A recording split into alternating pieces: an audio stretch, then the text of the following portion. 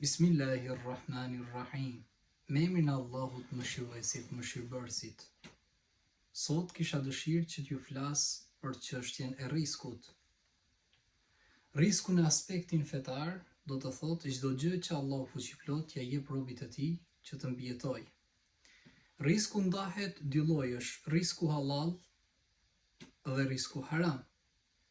Nëse njeriu e ka vendosur që të punoj me djersën e tij, duke mos dalë jashtë rregullave të Allahut fuqiplot, që të fitoj, të furnizohet nga e lejuara, kjo quhet risku halal.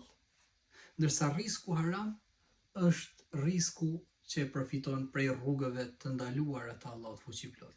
Mos harroni vëllezër, ne duhet t'i lidhemi gjithmonë rizkëdhënësit. E kush është rizkëdhënësi? Ar-Razzaq. Pra rizkëdhënësi është Allahu fuqiplot. Në Kur'an thuhet: "Wa huwa khairur raziqin." Ai është furnizuesi më i mirë. Allahu ju mëshiroft.